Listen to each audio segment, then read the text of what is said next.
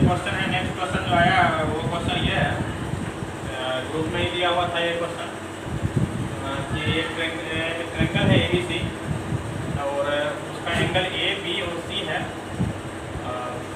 जैसा ट्रायंगल होगा कोई भी, ठीक है, उसका एंगल A, B और C दे रखा है और इस डिटर्मिनेंट का वैल्यू 0 हो गया है। फिर इस डिटर्मिनेंट से रिलेट करके हमको ये दिखाना पड़ेगा, इसी रिलेशन से हमको ये प्रूव करना पड़ेगा कि ये ट्रायंगल जो है वो आइसोसेलेस ट्रायंगल है। इसका मतलब ये हो गया कि हमको ये दिखाना पड़ेगा कि इसका कोई दो एंगल इक्वल है, दो एंगल इक्वल होगा तो उसका कोरस्पोंडिंग दो साइड नेचुरली इक्वल हो जाएगा। ये हमको प्रूव करना है। तो देखिए हम इस प्रॉब्लम को कैसे सॉल्व करेंगे। सबसे पहले तो देखिए क्या क्या है दिया हुआ आपको।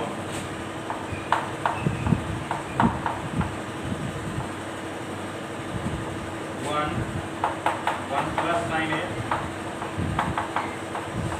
Plus sine square A, one plus sine B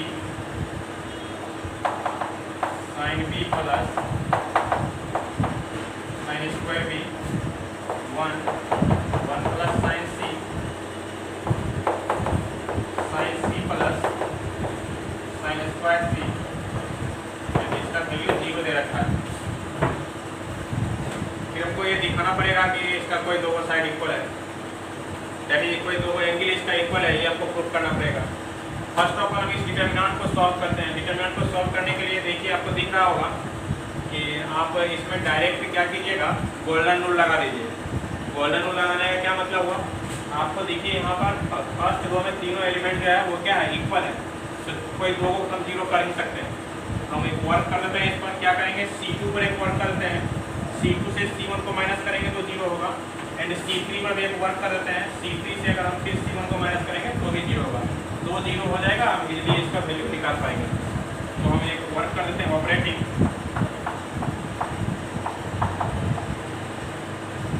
eight second column C2 minus C1 and at C3 minus C1 and then we get, ठीक है। अब देखिए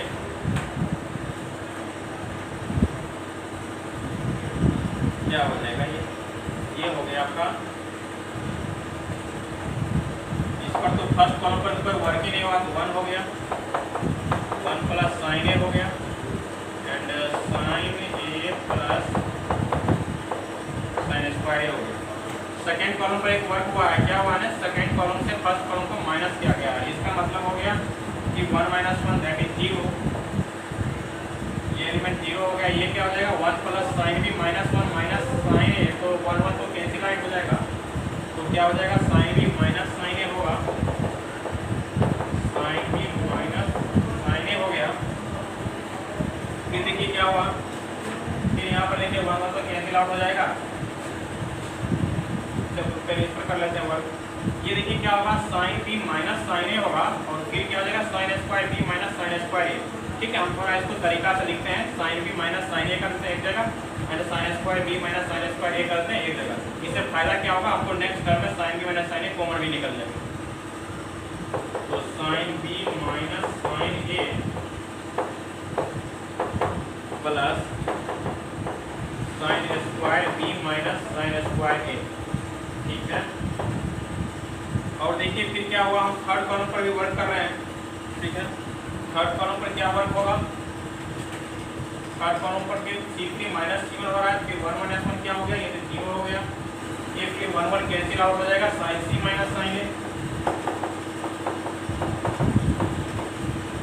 और फिर क्या हो जाएगा, साइन C माइनस साइन ए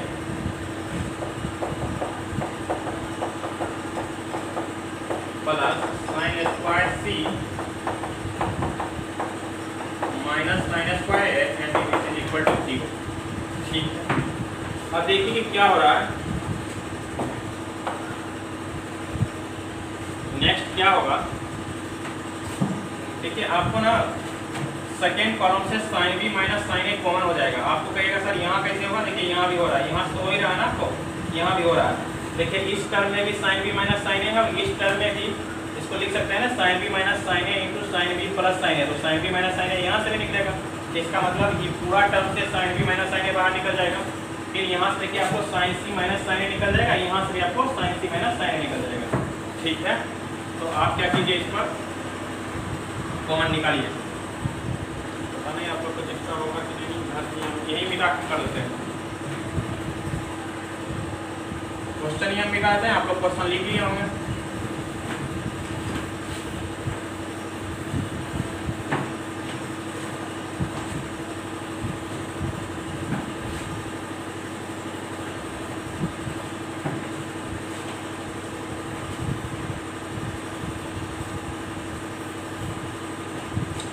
देखिए क्या होगा, आपको साइन बी माइनस साइन ए देखिए सेकेंड कॉलम से कॉमन हो जाएगा।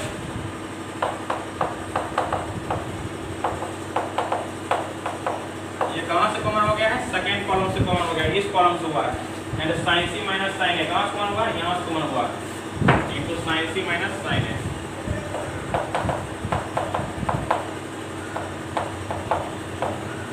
अब डिटरमिनेंट को लिखिए, इससे तो आपका कुछ भी नहीं निकला था ना, इसको ऐसे लिख जो है सब साथ में 1 प्लस साइन ए, फिर आपका है sign A plus sine A square. ठीक है, यहाँ से sign B minus sine A common हुआ है, तो 0 लिखिए, यहाँ तो 1 बन गया, ये 1 बच जाएगा ना। और फिर देखिए यहाँ से sign B minus sine A यहाँ से कॉमन हुआ, इस जगह पर आपको 1 बचेगा। और इसको आप लिखे होंगे ना sine B minus sine A into sine B plus sine A, तो sine B minus sine A तो निकाल ही नहीं आती, यहाँ से क्या बचा sine B plus sine A, sine B plus sine A. यहाँ देखिए sine C minus sine A हो गया, तो 0 हो गया। ठीक है, यहाँ से ये 1 बच गया, यहाँ क्या हो जाएगा, फिर ये 1 plus sine C plus sine A and इस डिटरमिनेंट का वैल्यू क्या हो गया, 0 हो गया। This implies sine B minus sine A into sine C minus sine A. अब हम देखिए क्या करेंगे, फर्स्ट रो के लोग अगर एक्सपेंड कर दें तो ये तो डिलीट हो जाएगा, वो भी डिलीट हो जाएगा, तो वैल्यू निकलना शुरू हो जाएगा ना आपका।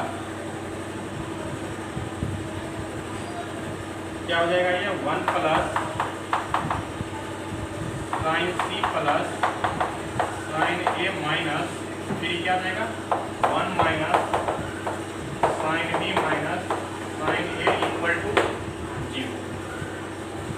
ये साइन ए तो कैंसिल आउट हो गया, एंड ये 1 1 भी कैंसिल आउट हो गया।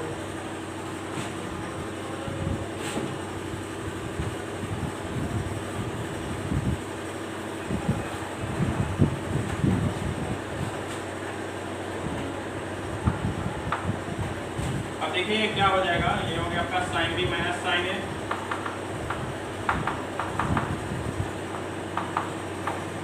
Into sine C minus sine A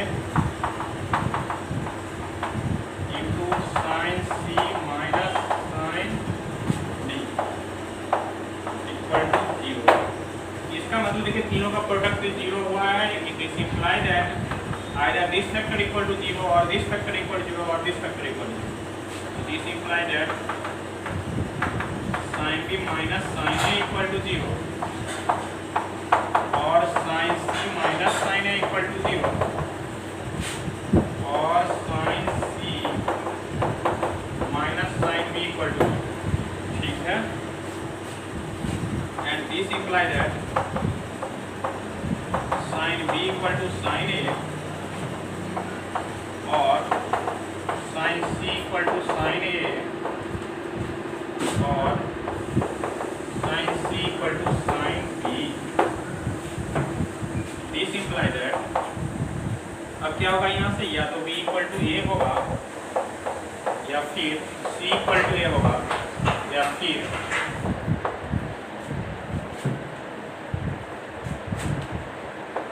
c equal to b हो जाएगा। इसका मतलब क्या हुआ, इसका मतलब हुआ कि ट्रायंगल में एटलीस्ट कोई दो एंगल तो बराबर होगा नहीं।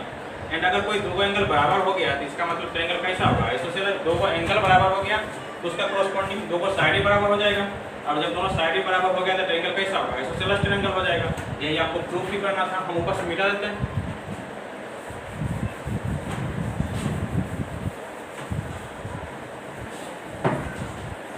समझ लीजिए क्या हो रहा है आपका, आपको या तो कोई दो एंगल जो है ना इसका बराबर हो रहा है। अगर सपोज कीजिए ए इक्वल टू बी ही हम ले लेते हैं, तो इसका मतलब ए के सामने वाला साइड और फिर बी के सामने वाला साइड, ये दोनों साइड तो बराबर होगा।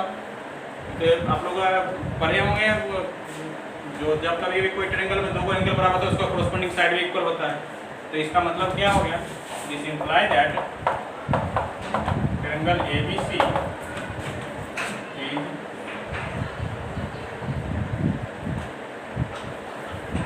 ट्रायंगल ABC must be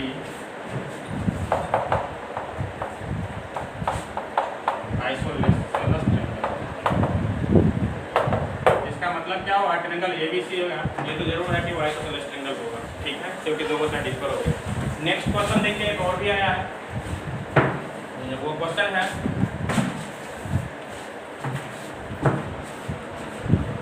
इसको मिटा देते हैं, ठीक है। आपको लगता है आप लोग को समझ में आ गया होगा। सॉल्यूशन में इस ट्रायंगल को नहीं बनाया तो मैं इसे समझाने के बता दिया, बस सॉल्यूशन में आपको इतना लिखना है, ठीक है। हम मिटा देते हैं।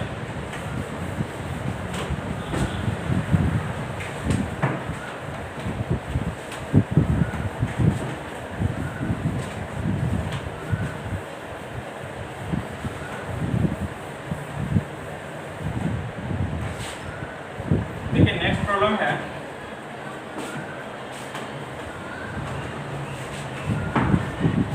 एक डिटरमिनेंट दे रखा है, prove that determinant of 1 + a 1 1 1 1 + b 1 1 1 1 + c is equal to ABC into 1 + 1/a + 1/b + 1/c। Exactly ये क्वेश्चन NCERT का ही होगा, ठीक है।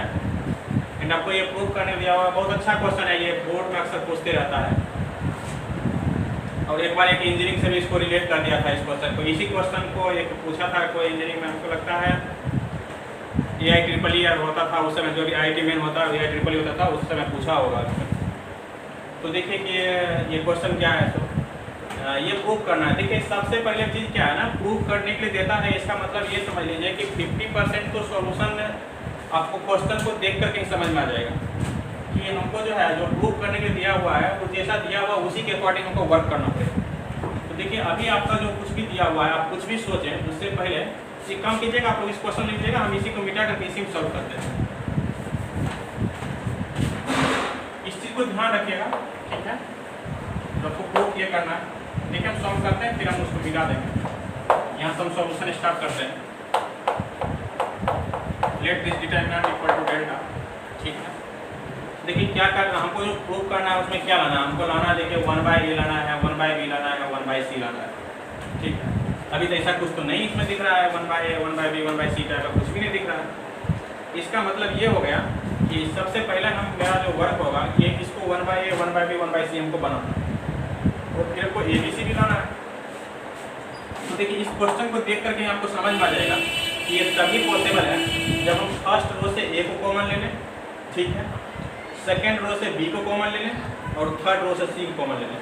जैसे ही हम कॉमन लेंगे नेचुरली समय डिवाइड हो जाएगा और जैसे ही डिवाइड होगा तो फिर आपको 1/a 1/b 1/c दिखना शुरू हो जाएगा। फिर आगे देखेंगे कि हमको क्या करना है, कैसा लाना है।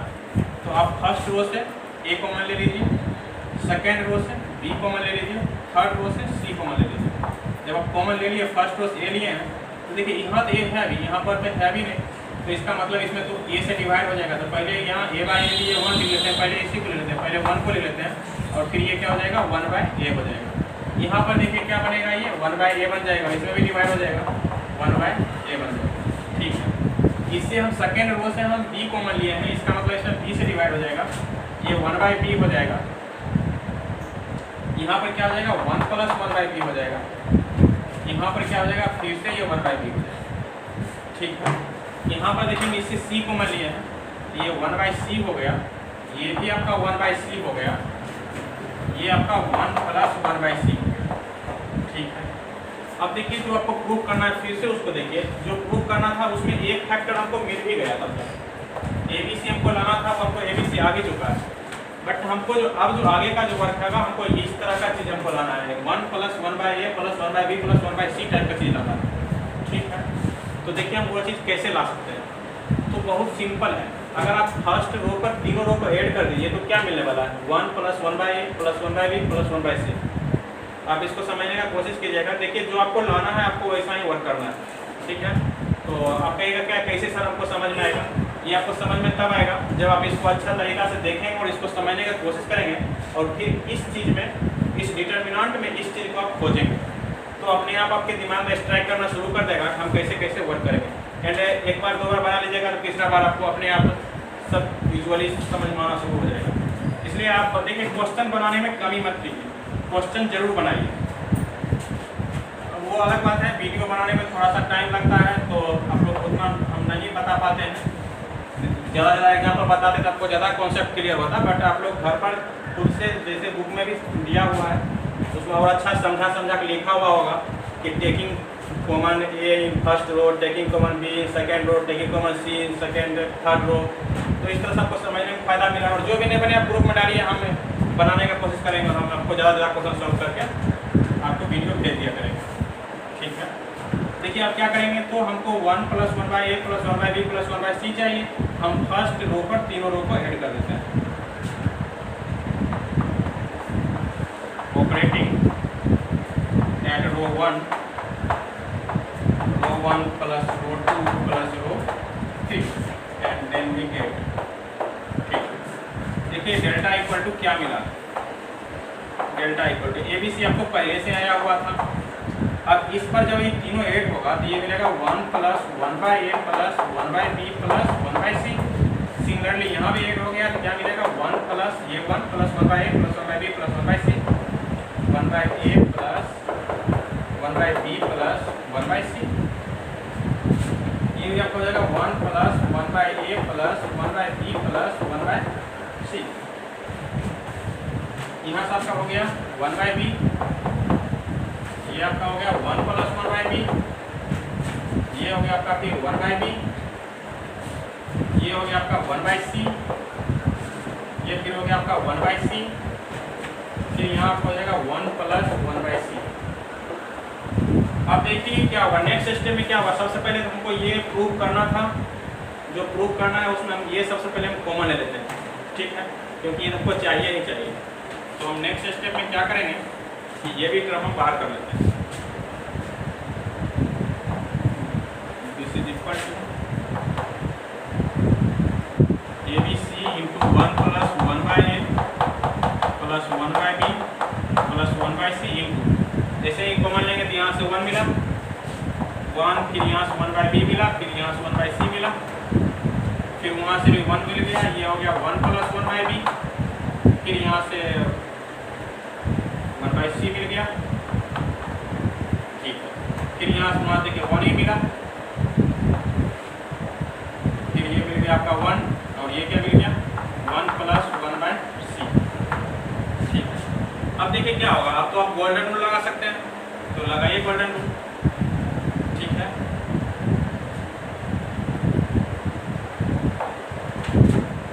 तो देखिए गोल्डन रूल में आप क्या कीजिएगा, हम एक काम करते हैं, आप लोगों को दिखाई नहीं देता होगा कहीं कोई भी दिक्कत है, हम इसको मिटा देते हैं और हम इधर वर्क कर देते हैं।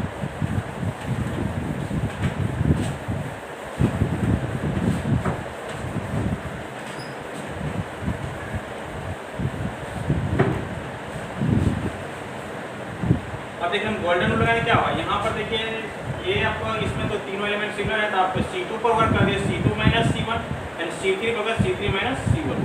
तो operating at C2 - C1 and at C3 - C1 and then we get. अब हम इस पर वर्क करेंगे C2 पर और C3 पर। तो देखिए आपको तो डेल्टा इक्वल टू क्या मिलने वाला है, ABC आपको पहले से ही मिला हुआ था, फिर यहाँ से आप कॉमन ले चुके हैं 1 + 1/a + 1/b + 1/c, तो ये पहले ही कॉमन हो चुका है। अब यहाँ पर देखिए क्या होगा, इस डिटरमिनेंट के अंदर वर्क किए हैं आप, तो पहला कॉलम पर तो कोई वर्क नहीं हुआ है, ऐसे ही आप इसको ले लीजिए, तो ये आप इसको ऐसे लिख दीजिए 1/b 1/c, ठीक है। अब देखिए क्या होगा, आप ना C2 पर वर्क किए हैं, क्या किए हैं C2 - C1, तो क्या हो जाएगा ये C2 - C1 क्या है, तो 1 - 1 दैट इज 0। ये हो जाएगा आपका 1/b, तो कैंसिल आउट हो जाएगा, यहाँ से 1 मिलेगा, 1/c कैंसिल आउट हो गया, ये भी 0 हो गया, ठीक है। फिर देखिए C3 माइनस, आप C3 पर भी वर्क कर दिए हैं, क्या किए हैं C3 माइनस, यहाँ पर आपका 1/b है, ये एलिमेंट 1/b था, ठीक है, 1 लिखा गया था। C3 पर क्या किया C3 - C1, जैसे ही आप C3 - C1 कीजिएगा फिर 1 - 1 0, 1/b भी कैंसिल आउट हो जाएगा, 1/c भी कैंसिल आउट हो जाएगा, 1 - 1 0, 1/b - 1/b 0, एंड ये 1 + 1/c और फिर -1/c, ये 1/c कैंसिल आउट हो जाएगा, 1 हो जाएगा। एंड अब देखिए आपको इस डिटरमिनेंट का वैल्यू निकालना काफ़ी इजी हो गया है। ये देखिए लोअर ट्रिग्नोमेट्रिक से बना हुआ डिटरमिनेंट है, यानी लोअर ट्रिग्नोमेट्रिक्स हो या अपर ट्रिग्नोमेट्रिक्स हो, आपको बोले थे उस डिटरमिनेंट वैल्यू क्या हो जाएगा, प्रोडक्ट ऑफ डायगोनल एलिमेंट्स। तो यहाँ पर हम क्या करेंगे,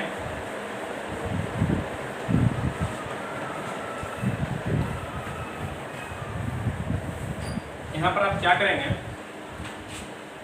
जैसे ही आप प्रोडक्ट ऑफ डायगोनल एलिमेंट्स करेंगे तो 1 × 1 × 1 दैट इज 1 हो जाएगा। अच्छा, कोई बच्चा आपको वैसे नहीं समझ में आएगा तो वो क्या करेगा, इसको फर्स्ट रो के लोग एक्सपेंड कर देगा, तो एक्सपेंड कर देगा क्या होगा, ये डिलीट ऐसे भी इसका वैल्यू क्या निकलेगा 1 ही निकलेगा। तो इस तरह से आपका डेल्टा हो गया, क्या हो गया ABC × 1 + 1/a + 1/b + 1/c, and यही आपको प्रूव करना है, हो गया ये प्रूव। अब देखिए क्या किया ना, इस क्वेश्चन को ना एक बार IIT मेन में या IIT ट्रिपल में कहीं पूछा है, ठीक है। तो उसमें क्या किया था, हम आपको क्वेश्चन तो हमको पूरा मतलब ध्यान नहीं, कुछ क्वेश्चन का पैटर्न कुछ ऐसा था कि यही डिटरमिनेंट था, ठीक है। उसमें क्वेश्चन में लिखा हुआ था, अच्छा आप लोग इसको लिख लीजिए, क्वेश्चन को उसको लिखते हैं फिर हम समझाते हैं, इसको आप लोग लिख लीजिए, ठीक है। तो हम क्या करेंगे, इसको मिटा देते हैं, आप लोग लिख लिए होंगे।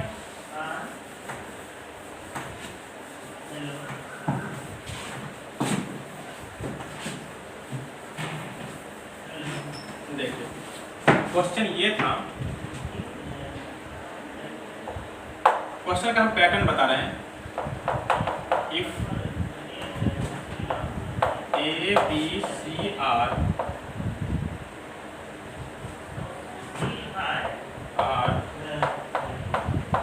roots of the cubic,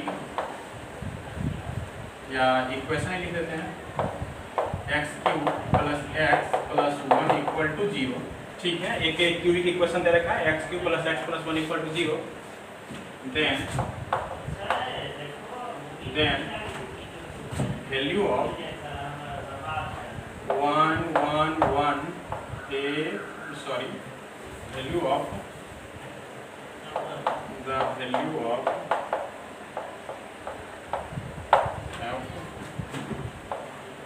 एक डिटरमिनेंट लिख लेते हैं, वही डिटरमिनेंट था 1 + a 1 1 1 1 + b 1 1 1 1 + c।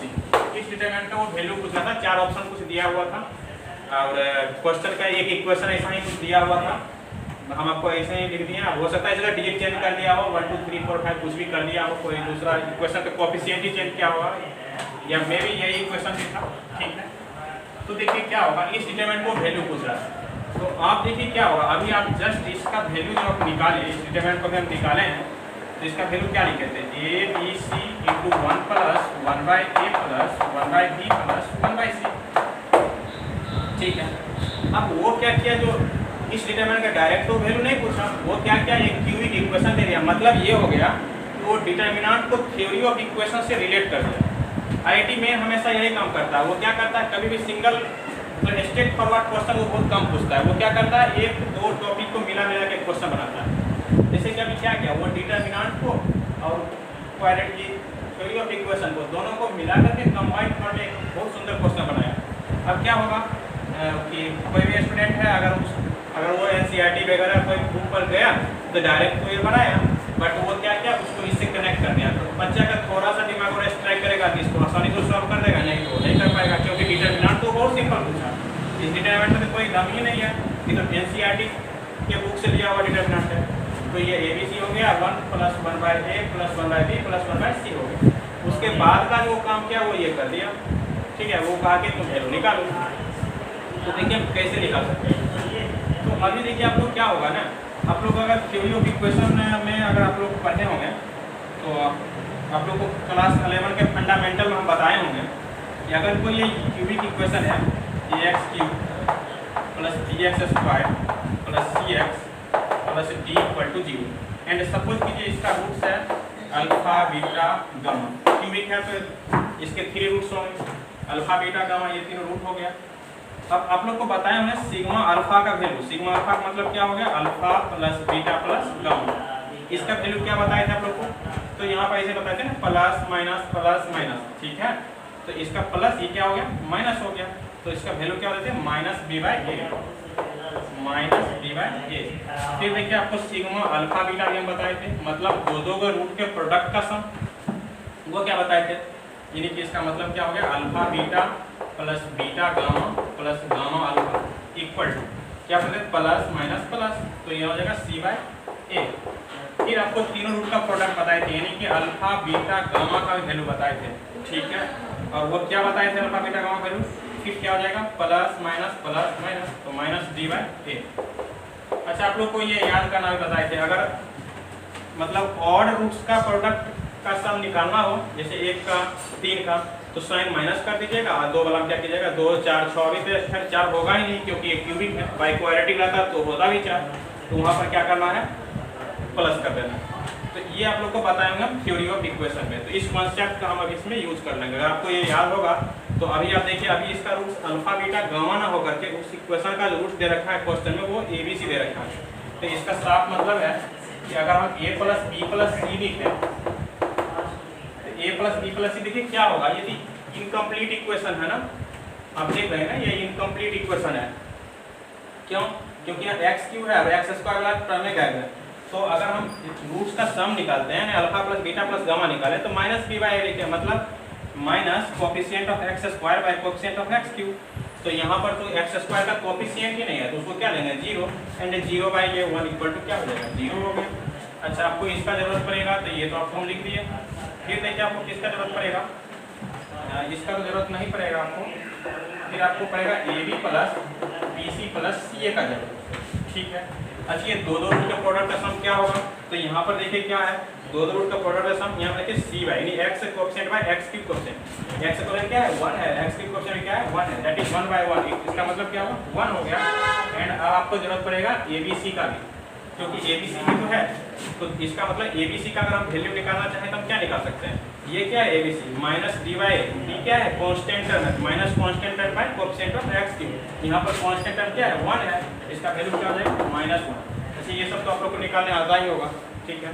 जिस बच्चा को नहीं आता होगा हम समझा दिए, ये सब तो छोटा चीज़ है, क्लास 8 9 10 का चीज़ है, आना ही चाहिए। अगर किसी को नहीं आता है तो थ्योरी ऑफ इक्वेशन को अच्छा तरीका से पढ़ लेगा, उसमें बहुत सारा तरीका है। अच्छा अगर हम चाहते हैं, अगर हम आपको इसको ना यूज़ करके हम इसका रेसिप्रोकल सिस्टम चाहते हैं तो भी हम लिख लेते हैं, लेकिन हम नहीं लिखे क्योंकि बहुत सारा बच्चा रेसिप्रोकल रूट्स का इक्वेशन तैयार नहीं कर पाता है। आप लोगों को सिखाए होंगे x जगह पर 1/x पुट कर दो, डायरेक्ट आ जाएगा रेसिप्रोकल, तो उस इक्वेशन का रूट क्या होगा 1/a 1/b 1/c, डायरेक्ट उसका सम निकल जाता है। बट आप ऐसे ही समझिए, कोई दिक्कत नहीं, ठीक है।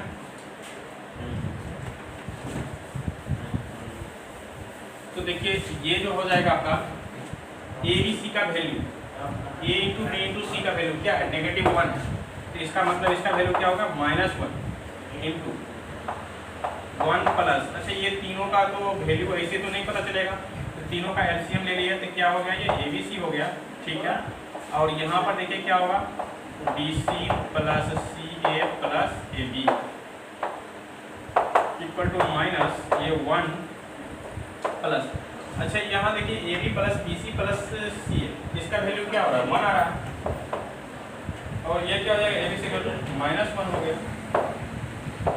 इसका मतलब हो गया ये तो 1 - 1 दैट ये 0 हो गया, तो इस डिटरमिनेंट का वैल्यू 0 हो गया। तो ऑप्शन में ऐसे 4 रहेगा 1 0 1 2 3 एंड नॉन ऑफ जो भी हो, तो इसका वैल्यू क्या हो गया, इसका वैल्यू 0 आ गया।